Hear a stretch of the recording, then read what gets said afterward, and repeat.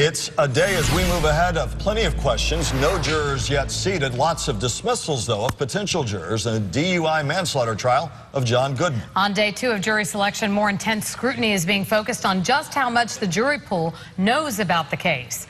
News Channel 5 anchor Jay Cashmere heads up our team coverage tonight. Jay? Michael Kelly, day 2 of jury selection wrapped up about an hour and a half ago. Day 3 begins bright and early tomorrow morning at 8:30 in what will be an extremely crucial day in this jury selection process, where we narrow the field of potential jurors from hundreds of people down to 6, men or women, and 2 alternates. Now, up until this point, we've seen over 100 men and women from all walks of life across Palm Beach County individually cross-examined here in Palm Beach County by lawyers, trying to find out their knowledge of this case and whether or not they have any emotional connection to it. Certainly, this has been an extremely emotional time for the victim's family. The parents of Scott Wilson made their way into court today ahead of jury selection, going face to face with the man charged in connection with the death of their son. Today's jury selection continues what has been and what will be tomorrow an extremely long and detailed process. We have really seen the weight of this case unfold as each question is fired at potential jurors. This has become a challenge, as expected, to find an impartial jury in Palm Beach County who will decide whether John Goodman spends 30 years behind bars. My colleague, News Channel 5's Alex Sands, continues our live team coverage of day 2 of jury selection. He breaks down the critical components of this jury selection process surrounding this high-profile case. Alex. You know, Jay, in contrast to yesterday, the judge was pretty surprised when so many prospective jurors raised their hands to the question, have you heard about this case? Do you know the players? What happened in the months after this accident back in 2010?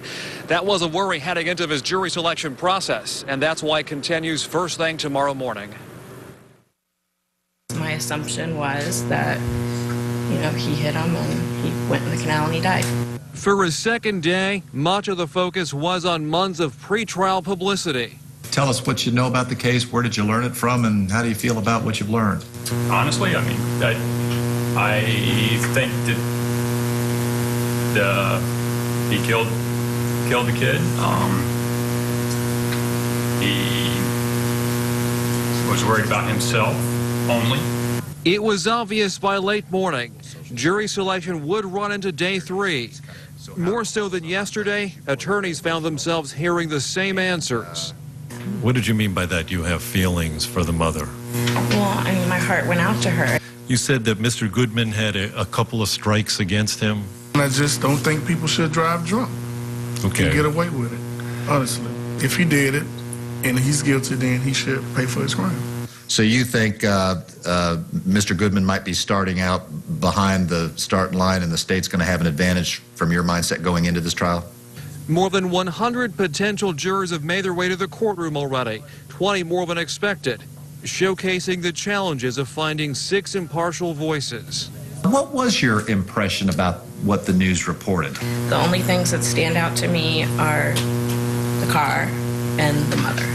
It made me feel really bad because I have a son and I couldn't imagine. I think if you have, you know, already something preconceived in your head, there would have to be a lot of evidence to prove that otherwise. Day 2 of jury selection looking an awful lot like day 1 and day 3. Many here telling us could be more of the same. This trial was supposed to run about 7 or 8 days, Jay. Because of today's delays, the judge now says it may run into the 3rd week, possibly after St. Patrick's Day.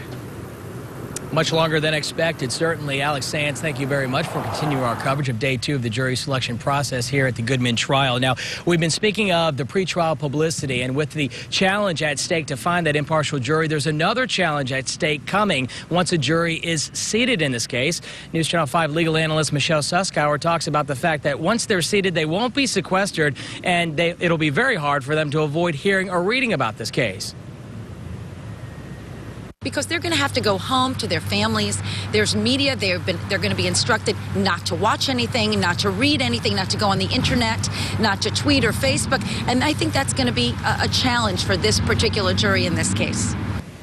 The judge says he has no plans to sequester the jury.